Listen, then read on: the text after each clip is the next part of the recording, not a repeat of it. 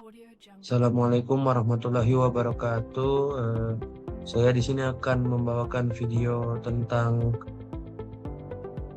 batu bara guna memenuhi nilai UTS mata kuliah batu bara. Perkenalkan, nama saya Mustafa Maulana dengan NIM 0730 021 0036 dari Prodi Studi Teknik Pertambangan Fakultas Teknologi Kebumian Energi Universitas Trisakti. Berikut merupakan cekungan batu bara. Di dalam video ada foto lokasi-lokasi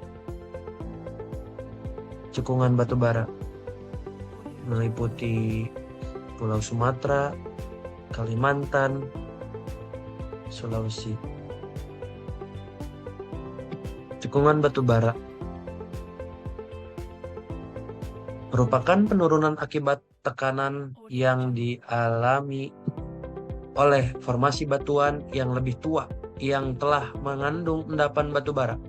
Berdasarkan gambar tersebut, di Indonesia batu bara tersebar di beberapa pulau di Indonesia, yaitu Sumatera bagian tengah, lalu ada di Ombilin, Sumatera Barat, Sumatera Selatan, Bengkulu, Duri, Jatibarang, Jawa Barat, Kutai, Barito, Pasir Asem, Tarakan, Berau, yang merupakan daerah di Kalimantan, lalu ada di Sulawesi Tenggara.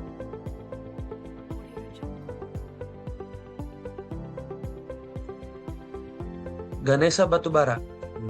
Berikut merupakan proses terbentuknya batu bara dari awal pohon yang tumbang lalu masuk ke rawa, mengalami perubahan pada waktu yang sangat lama.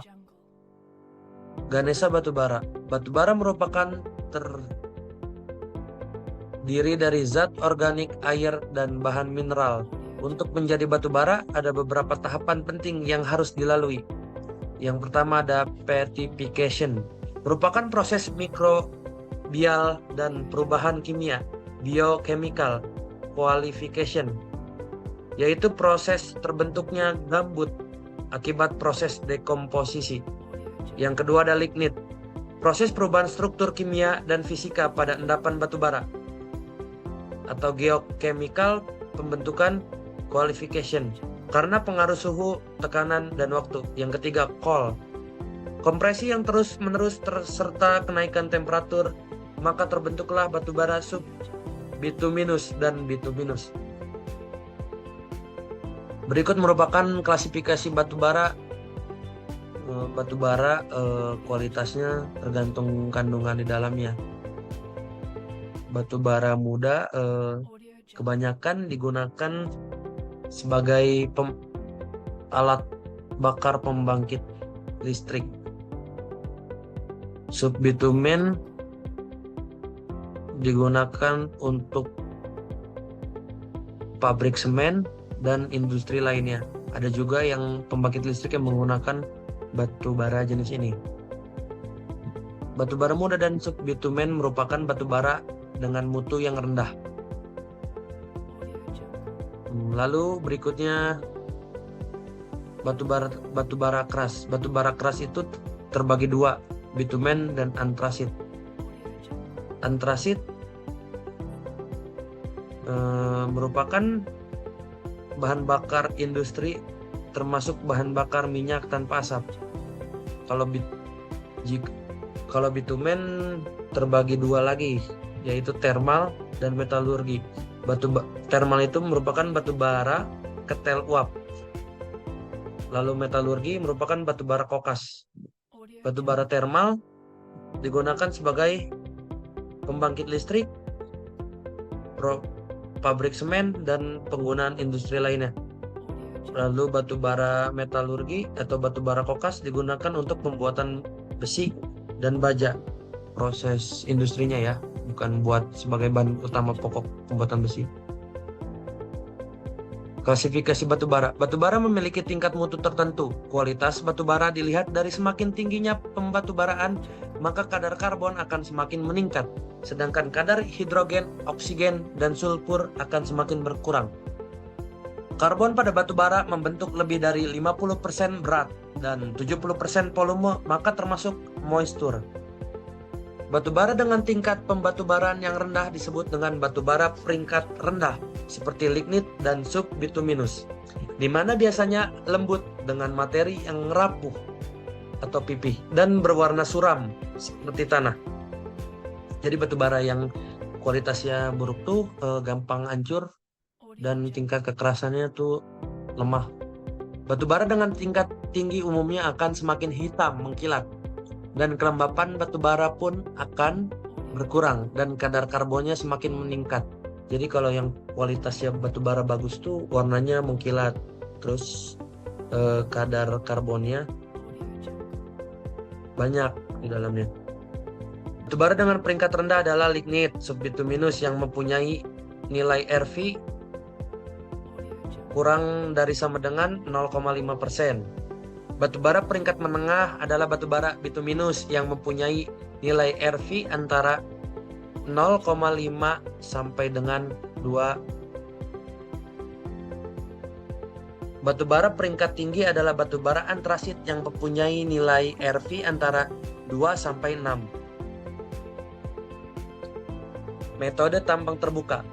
Metode tambang terbuka merupakan kegiatan penambangan yang diterapkan terhadap endapan batu bara yang terletak di dekat permukaan bumi. Metode-metode penambangan terbuka untuk batu bara ada 5, yaitu 1. Metode open pit, 2. Metode areal atau strip mining, 3. Metode contour mining, 4. Metode auger mining, 5. Metode mountain top removal. Metode open pit. Metode ini digunakan untuk endapan batu bara yang memiliki kemiringan atau dip yang besar dan curam. Endapan batu bara harus tebal bila lapisan tanah penutupnya cukup tebal. Lapisan miring. Cara ini digunakan untuk lapisan batu yang terdiri dari satu lapisan tebal. Cara ini digunakan untuk melakukan pengupasan tanah atau topsoil, penutup, dan penimbun yang dilakukan pada daerah yang sudah ditambang. Yang kedua ada metode areal atau strip mining. Metode pertambangan kupas atau metode pertambangan baris yang secara khusus merupakan sistem tambang terbuka atau tambang permukaan untuk batu bara. Secara umum, strip mining digunakan untuk endapan batu bara yang memiliki kemiringan, endapan dip, kecil, landai, atau dekat permukaan. Terdapat 3 cara penambangan. Pada metode areal atau strip mining yaitu sebagai berikut. Yang pertama ada konvensional area mining method. Yang kedua ada area mining with stripping shovel. Yang ketiga ada block area mining. Berikut merupakan cara siklus penambangan strip mining. Bisa dilihat pada gambar di video. Yang ketiga ada metode contour mining. Metode ini digunakan pada endapan batu bara yang tersingkap di lereng, pegunungan atau bukit. Cara penambangannya diawali dengan pengupasan topsoil atau tanah penutup pada daerah singkapan di sepanjang lereng mengikuti garis kontur. Penambangan endapan batu bara. Penambangan ke arah tebing sampai dicapai batas endapan yang masih ekonomis belum ditimbang. Jadi posisi metode contour mining itu bila ada singkapan batu bara atau yang berada di lereng suatu gunung atau bukit,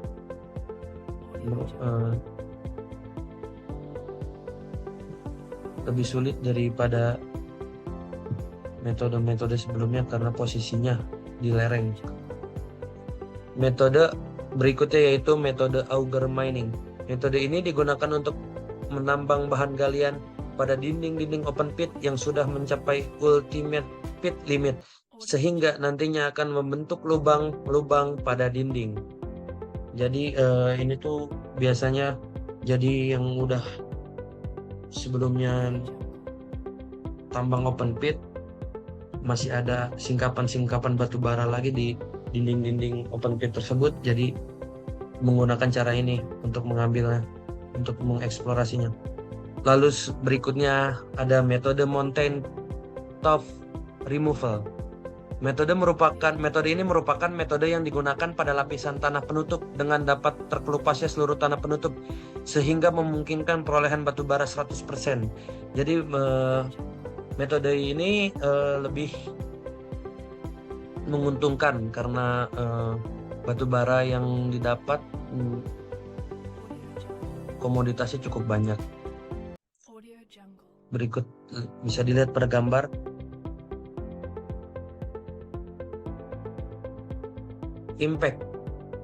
Impact atau pukulan digunakan untuk bahan bakar padatan dengan tekstur kasar.